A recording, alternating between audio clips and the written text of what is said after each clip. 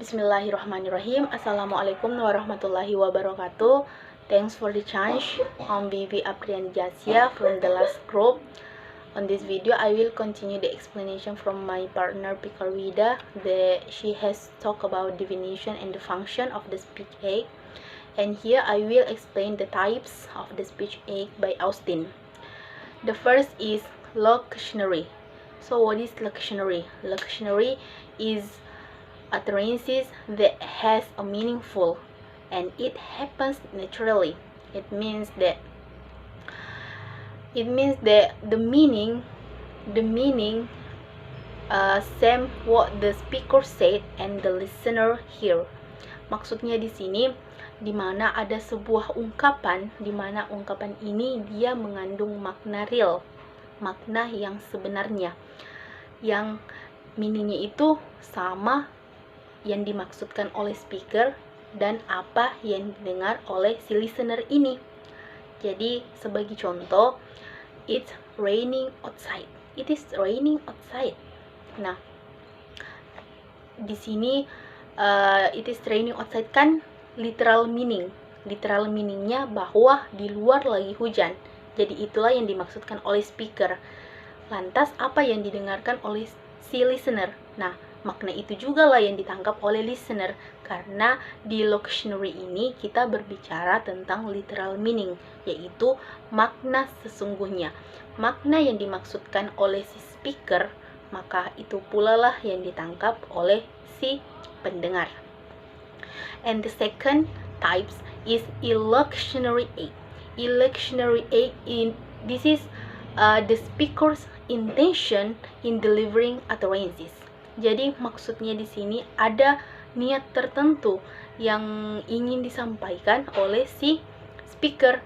Dia mengatakan hal tersebut karena niatnya ada niat yang ingin disampaikan ke si pendengar. Biasanya itu they include like stating, promising, refusing, ordering, and etc. Dan contoh yang dan pernyataan yang akan saya jadikan contoh yaitu sama halnya before, it is raining outside. Di luar lagi hujan. Jadi it is raining outside ini bisa dikatakan dia termasuk di kategori stating, pernyataan yang memberikan sebuah informasi. Tapi niatnya apa? Jadi the speaker's intention from this statement yaitu ada dua kemungkinan, di mana the first is the speaker wish or wants the hearer or the listener to use umbrella when she or he goes out. Jadi speaker niatnya menyampaikan pernyataan tersebut karena dia menginginkan si pendengar ini menggunakan payung ketika dia keluar, karena kan di luar lagi hujan. Dan kemungkinan yang kedua bisa saja the speaker wants the hearer not go out from this room karena di luar lagi hujan. Jadi ada dua kemungkinan ya, dimana kemungkinan pertama tadi speaker niatnya menyampaikan pernyataan tersebut karena mungkin kemungkinan yang pertama dia mau nanti kalau si listener keluar ini dia mau kalau dia keluar menggunakan umbrella. Dan yang kedua dia mau kalau si listener ini jangan dulu keluar karena sekarang lagi hujan. Jadi itulah dari illocutionary types. Dan yang ketiga atau types yang ketiga is perlocutionary. Perlocutionary here it means that there is an utterance and the utterance have effect to the action. Ya, jadi maksudnya ada efek terhadap tindakan yang akan dilakukan oleh si pendengar nantinya. Seperti halnya masih contoh yang tadi ya, it is raining outside. Di luar lagi hujan. Speaker mengatakan seperti itu. Jadi efeknya apa? Efeknya bisa saja ada dua kemungkinan juga efeknya. The first is the listener may use umbrella when they go out. Jadi pendengar yang tadi bisa keluar rumah, bisa menggunakan umbrella, payung ketika dia keluar rumah. Dan kemungkinan yang kedua, the listener may stay while waiting the rain for subside. Jadi bisa saja kemungkinan yang kedua, the listener dia menetap di ruangan tersebut sambil menunggu hujan reda. Jadi itulah efeknya terhadap apa yang dikatakan oleh si speaker ini. It is raining outside. Pernyataan dari speaker. Dan efeknya ada dua kemungkinan. Bisa saja si pendengar menggunakan umbrella ketika keluar ataupun menunggu hujan reda. Jadi dari from here untuk lebih memudahkan supaya teman-teman lebih mudah menentukan yang mana locutionary, illocutionary, dan prelocutionary. So that's why saya hanya membuat satu contoh, tapi untuk di makalah itu sebenarnya ada beberapa contoh. Namun di penjelasan di sini supaya kita lebih mudah membedakan yang mana sih locutionary, illocutionary, dan prelocutionary.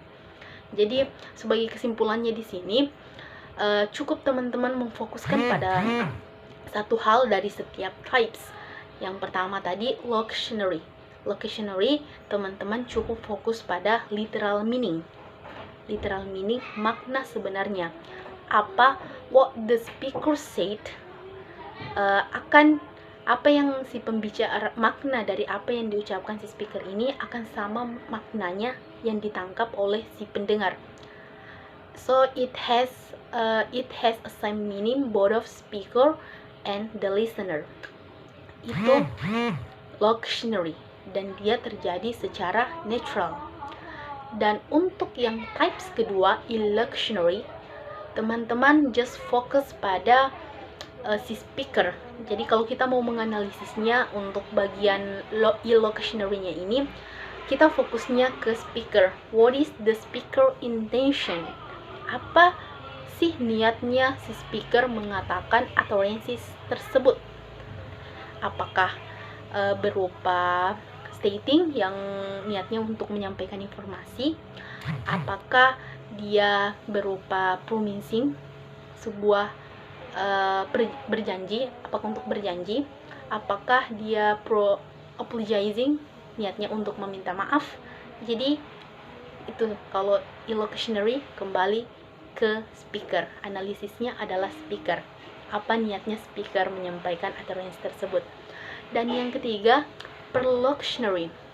Kalau prelocutionary itu kita fokusnya untuk menganalisis efeknya, kita fokusnya ke listener.